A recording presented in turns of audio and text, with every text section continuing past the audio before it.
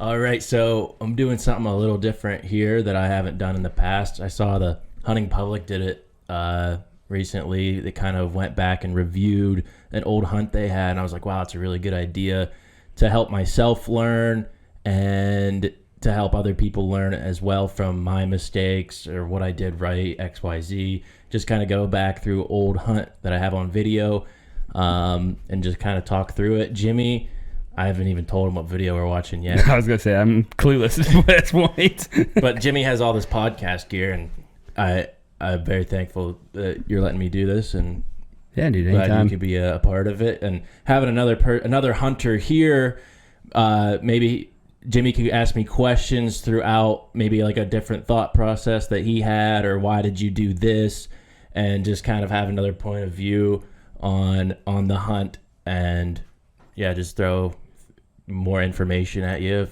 I guess, in that way. So I'll kind of do a little backstory on this hunt. I believe it's like, I don't even know the year, at least 2 or 3 years ago. This took place in Pennsylvania. It's a whitetail hunt. I want to say mid-October. We're going to watch the video. I'm going to roll clips throughout this video so you guys can watch along. The full-length video without us talking over it will be in the description. And yeah, so we're just going to kind of watch through, and then I'll stop it in places, and then we'll talk about it. But I'll try to do like the backstory of what's going on. All right, today's October 19th, around 6:30 in the morning right now. I got up at 5, and on the way here, realized my phone was almost dead. It didn't charge all night. Rookie so mistake. I've been sitting in the car for an hour trying You don't to need get a it charged. Got about a little over a mile hike in here that I want to So I get. say I only October scouted it 19th? before the... Yeah. So October 19th in Pennsylvania, it's kind of like pre-rut. That's really when I focus on hunting over scrapes. This specific area, I have taken bucks in the past. I know I was running cameras in there. I was having some decent bucks in the area within a half mile to a mile. And the way that I think this was set up was an east-facing ridge near where an east-facing ridge meets a north-facing ridge. So you have like a northeast-facing point, and it's thick with mountain laurel. There's some oaks in there, and it's very steep. And I wanted to get in there because we had a west wind. I wanted to hunt that east side, so it's the leeward side. And I think this is the first hunt that I even put into this specific spot that season. So that's kind of like backstory. So I'm going in there blind. I don't have a tree that I want to hunt yet. I just wanted to go in there and find hopefully a fresh scrape and set up over it. So that's kind of what's going on.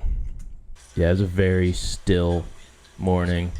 And when I do try to set up for a hunt, I always look at my weather and look at what the dominant wind for the day is. So like I know it was going to predict a westerly wind, so that's why I wanted to set up on East Ridge. So that's what I'm hiking in there to do. But right now the thermals are kind of pulling down. So I'm at the top of the mountain. The thermals are coming down.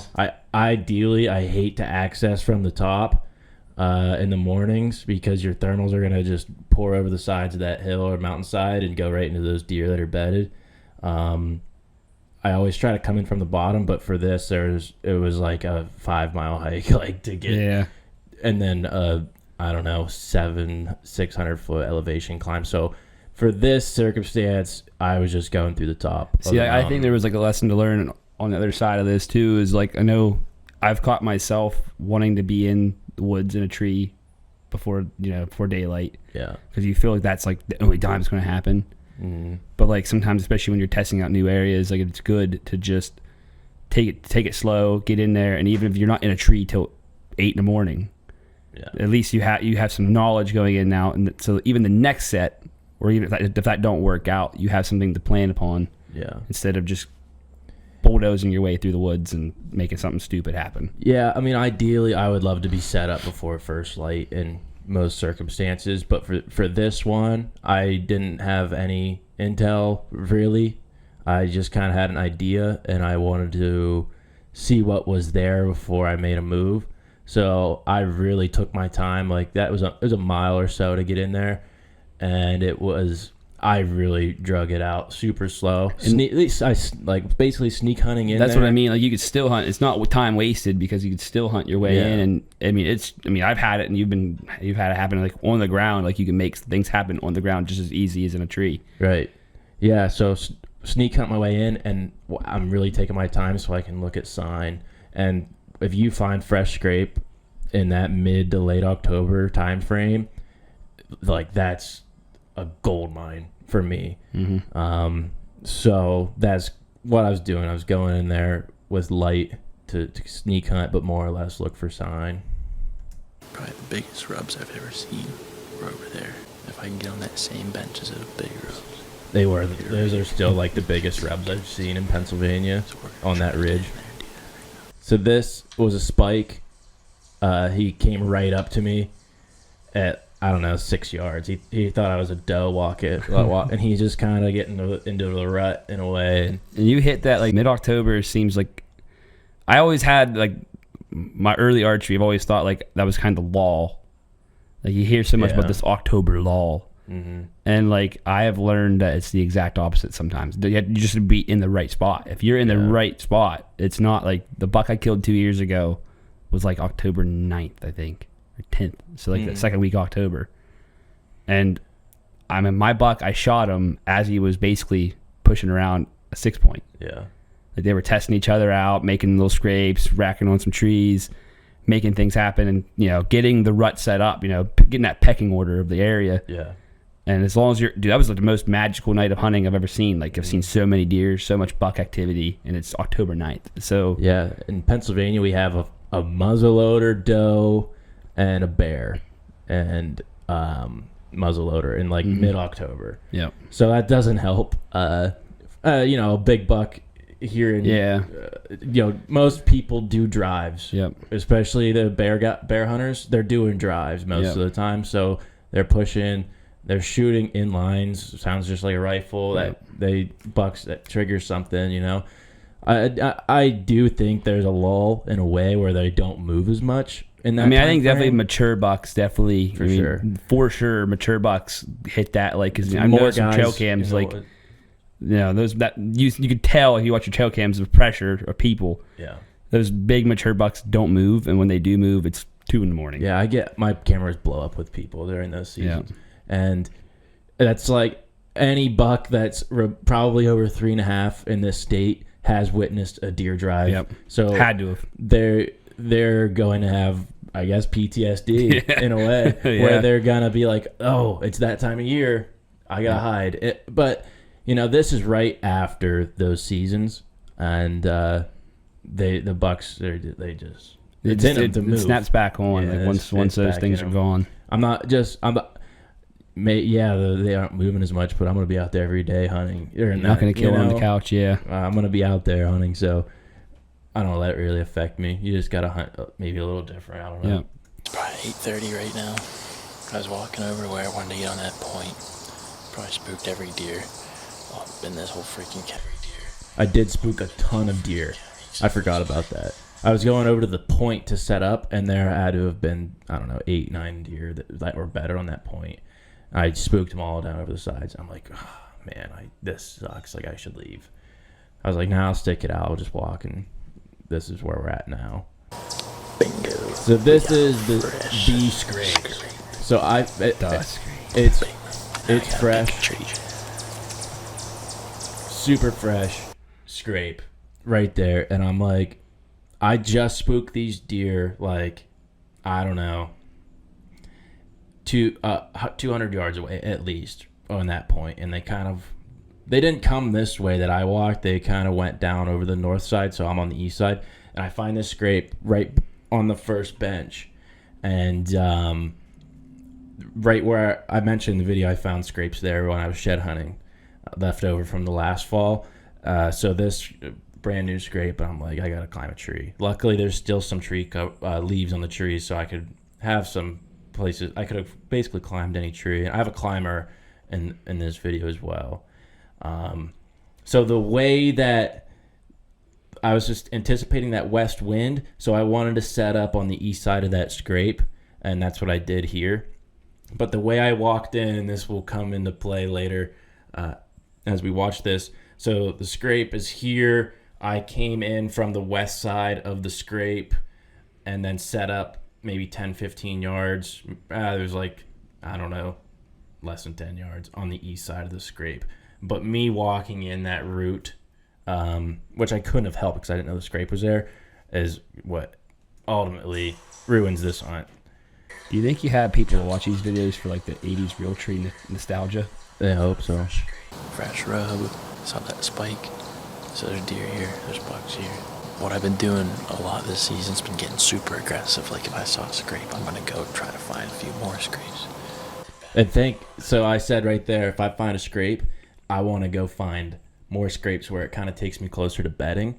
But I was spooking deer because I was just pushing it too far. So I kind of learned my lesson, and I just found that scrape. I knew I was within some vicinity of bedding because the way that first bench tapers out, I was totally anticipating a buck to be bedded there and come, and that's exactly what does happen.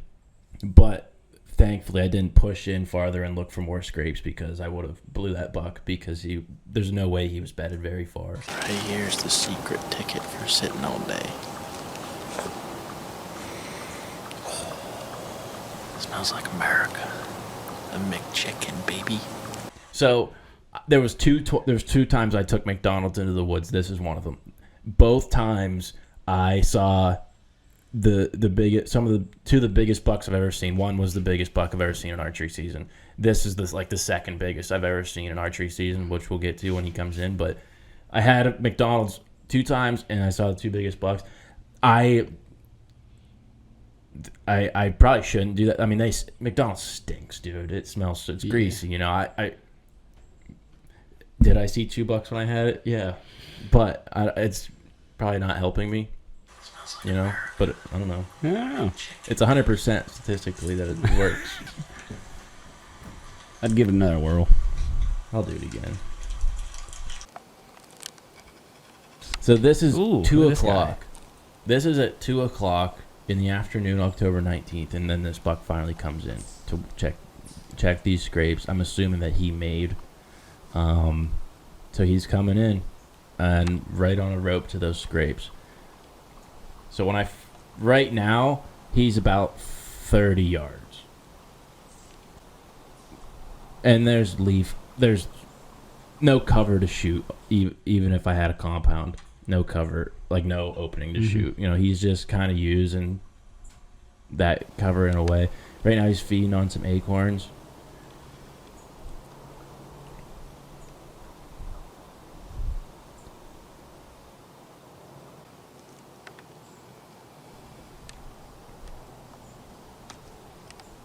Nice time length. Was he a 10? He's a 10, yeah.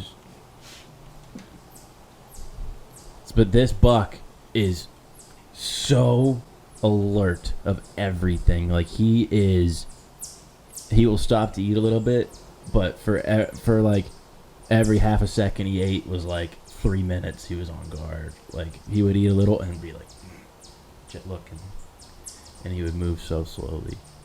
Guessing that's probably a 3 or 4.5 year old buck, just knowing the area. Yeah, I was gonna say 3.5. He's probably 3.5. But he's witnessed a few people. Oh yeah, He's definitely witnessed. He's a few up people. in there. Yeah, he's way deep on that ridge, and it's just he knows what he's doing. It seems like most of the clips that I've put into this video, he's not really on guard, but I swear, dude, this buck was so on edge. I'm just like edited most of that out. Because he was just standing so still for so long, and it was just like, that's kind of boring footage. You shoot that buck? He gave you the opportunity? Oh, yeah, dude, I was going to shoot him. Okay, that's what I mean. I didn't know if you were passing him up this or not. Dude, that's, I'd shoot that every year. But yeah, he's at 20 yards, and now he just freezes. And he's right on the trail that I walked in on. And he smells it, but he smells where I walked in. Yep. And is frozen. And he's trying to figure it out. And the wind did swirl, I guess, a little. and that helped him. He didn't get my scent. My scent was good from where I was sitting. It was going over the ridge perfect, but the trail that I walked in, that scent is what he catches. Because he never saw me. You can tell you can tell he's really trying to smell like real hard, like trying to like. So right here, you can see the cogs moving in his head. Yeah, and now he's not. Now he is. He's he's so on edge. Like every chipmunk that wrestled a leaf, like within a mile, he heard it, and he was on edge. So right here is where he catches my ground scent. He puts his nose right down. Boom. That's all it took. That is all it took. He hit my ground scent just like that. He's not convinced. And this buck takes off running back to his bed. Like, that's all it took was that little amount of ground scent. And that's not like a 5-plus-year-old deer. No, that's like a 3.5-year-old buck, maybe 4.5. And it was just, he smelled it before he even put his nose on it, my ground scent. And as soon as he just went, put his nose down and gone. That buck didn't even think twice. Right now, I can see it in your face. You're blaming the McChicken right there. I can see it. I don't think the McChicken was at fault. It was just my access into this. Yeah. Because I came in from the top. And I always try to come in from the bottom, but in this circumstance, there's no way. Like, it's just so far.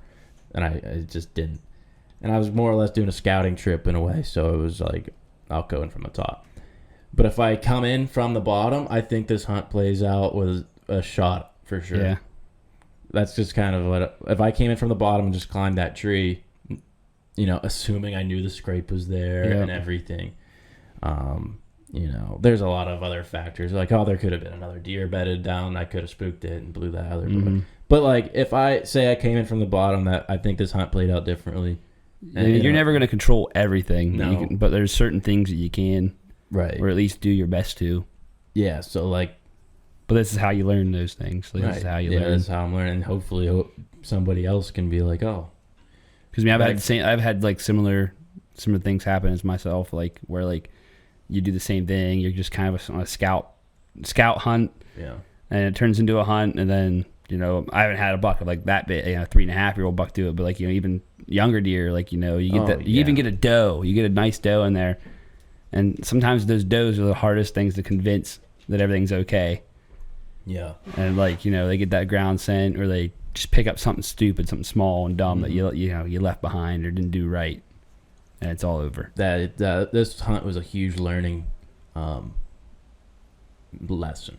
Like, you could breed and watch all you want, and not very many people talk about access, which is you have the most perfect tree in the world ever to climb with all the right conditions, but you can't get to it. Doesn't matter. If you don't know how to get into it, or you come in the wrong way, it ruin everything. So this was a huge lesson for me, was how can I access places better with spooking minimal deer and putting my scent trail where I'm not expecting deer travel. Because like, ways to prevent your scent trail is like wearing rubber boots. Yep. I'm not wearing rubber boots, knee-high rubber boots for a 4-mile hike, for a mile, 2 mile, 3 mile, even maybe a couple 100 yards. Even then, they're clunky. Yep. They squeak. I hate them. No traction. I never wear. No, you'll fall on the hill, and it's like, so there's hunters that are just like swear by a rubber boot. John Eberhart, for example, like he's not climbing these hills. Like it's a time and place, I guess. Yeah. Like, he has more areas, I'm guessing, where you can slip in a little creek bed that you walk 150 yards from your access point, and they're probably great. Yeah, great to help you a lot. But for this style of hunting in Pennsylvania, it's not for us to wear those. Yeah. So you just gotta know your access better to help you. Because you can't. And it's those little things too, that help seal the deal on a good buck, or even any deer. Every it's like detail matters. It's everything. Like, you know, knowing your equipment, how to use, how to operate, and knowing what kind of equipment best suits you, not necessarily whoever on the Outdoor Channel like or nobody whatever else. will ever. You could take everything everybody's told you, and no one will ever be able to tell you to hunt, how to hunt your spots, your deer, your area. Yeah, you gotta. Yeah, all of it's great information, and we're all hunting the same species, but take bits and pieces and apply it. That's like how I've kind of learned to hunt, is like get as much information from everybody, hear everybody's side, and then compare it to what I'm doing and makeshift my own style. So like, because I mean, scent control. I mean, because I actually remember a video. I don't know how long ago. It was probably 2 years ago. The hunting public did, and like they asked them, like, yeah, what is your scent control? And they're like, none. Like, it's basically just access. It's that we don't worry about, you know, spraying our clothes off every hunt. We don't worry about all this stuff. Yeah, it's just play the wind. So like play your access. I would when I was younger, my dad and I would take scent free showers, keep all of our clothes in a tote and everything. We still do the tote thing, but I'm not crazy. Like I'm not going gung ho on scent control. I sleep in my car during hunting season. I'll sleep in my truck. I will wear my. And there's just certain things you can't control too. Like even like we're going mule deer hunting later this year.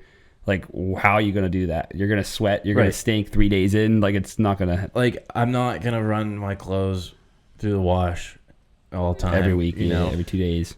And so, this was I think might have been the first or second year I did completely no scent control. And I just based every hunt off the wind.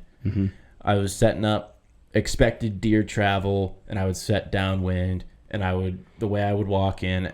You know, for some hunts, not this one, was playing the wind constantly. And I was seeing more deer and seeing the most bucks I ever saw, just with no scent control at all and just playing the wind. That's how I kind of did this season. That's like most I wanted to get into with this video. They're just basically that buck. Towards the end here. So, yeah, this was right before dark. I had this 8-point come in. Decent buck, not what I was looking for that season. He came right into the scrape, and it was like completely textbook. So that's a 2.5-year-old buck, and he didn't care about my scent. This was also, I would say that bigger buck came in, 2 o'clock. So.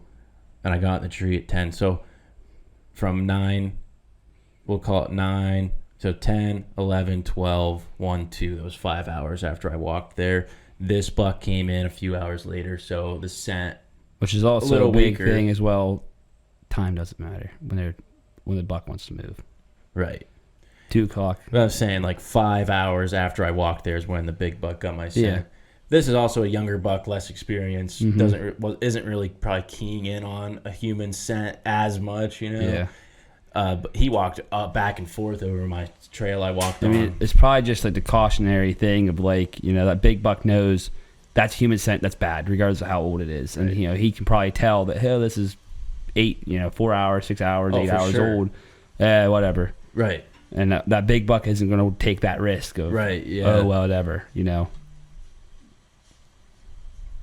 I mean, unless he has something on his mind that, you know, way more important. So now this buck is standing in the scrape, doesn't even know I'm there. I could have shot him at 6 yards right there. But I don't know. That's a really nice, I would be tickled with that buck. Just like not, if I shoot him, then I'm done learning. That's how I look at it.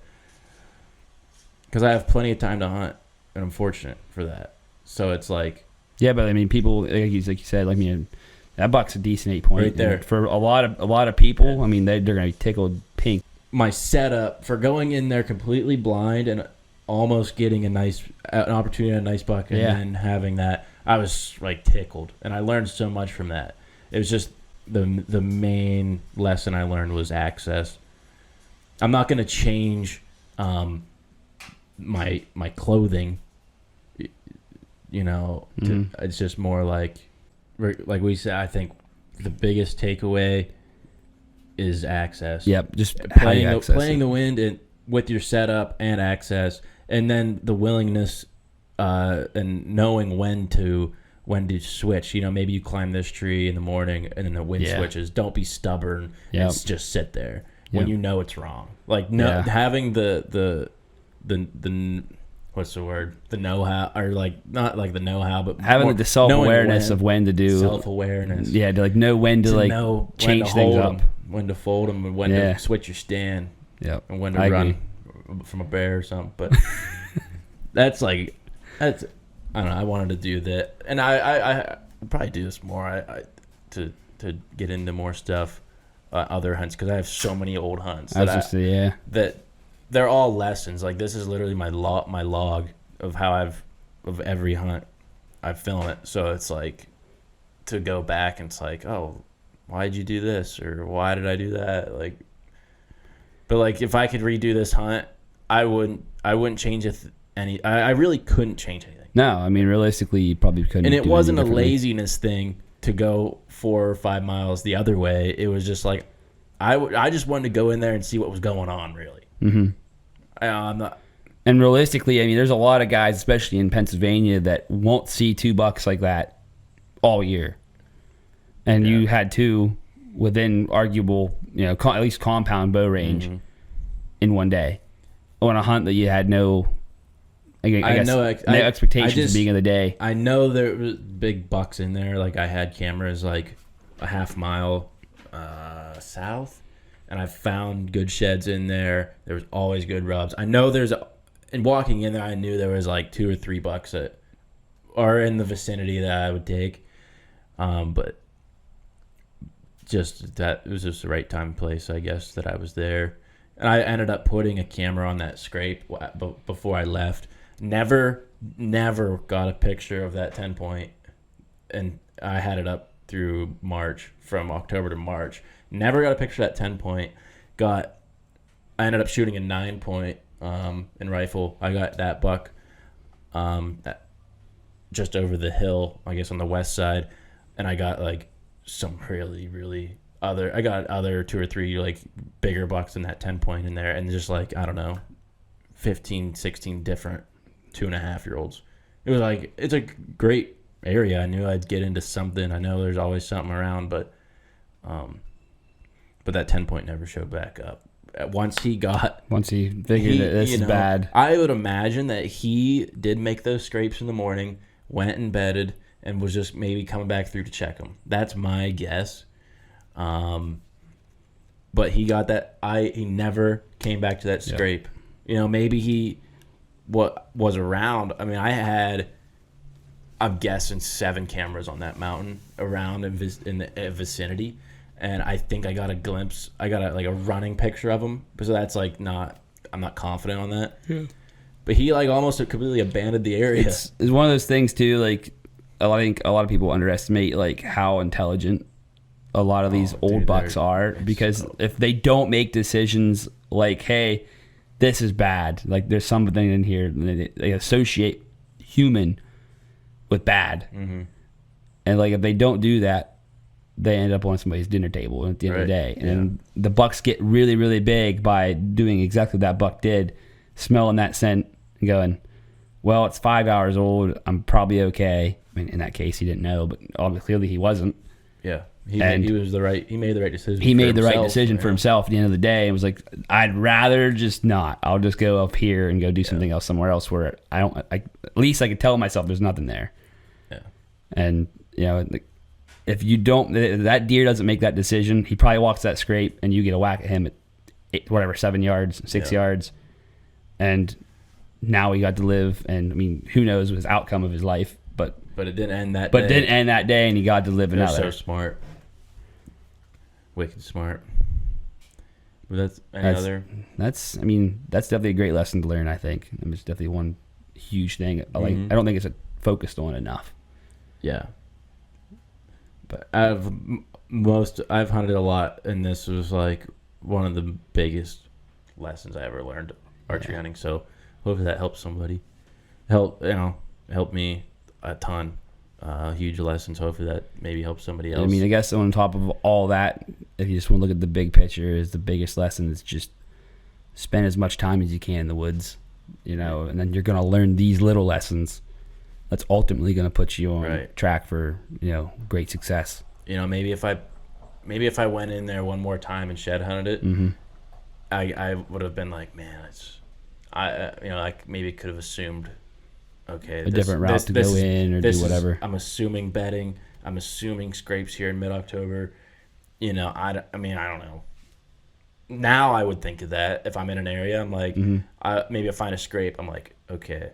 Like, say I'm shed hunting and I find a scrape. I'm like, where's the bedding? Where is it? How could I? Is there a tree I can climb here that I can get into the dark or something? Like, I look at it, everything as if I was hunting, no matter if I'm hiking in August or March or whatever, in October. Now I put my feet are in the woods. It's like, how would I hunt this? So maybe if I had a bigger, like a more of a self-awareness. Yeah, self-awareness. When I was shed hanging in there, to maybe access differently, maybe loop around in a way. But now I know. You live and you learn. You learned. I mean, you got you had experience too. I mean, you get to see 2 nice bucks, and I mean, you have that experience to build upon. And now I mean, what was it? 2 years ago, 2-3 years ago. And now you know better. Now you know more because of that experience. Correct. So it's all worth it in the end. Right. That's why I'm out there. I mean, I just like learning. But that's definitely what I'd go with. I think. I think we covered what we need to cover. Yeah, for sure. We'll have to do it again. That's fun though. It's fun to reevaluate. Definitely get look into what your hunts and figure out, where you went wrong and where you went right and where you could go from there. Right. So it's valuable. So if anybody has questions or you want to watch the full video, the link is in the description, and we'll probably do it again if you guys like this. Yeah. But thank you. Thanks, Jimmy. Sure thing, buddy. It's my pleasure.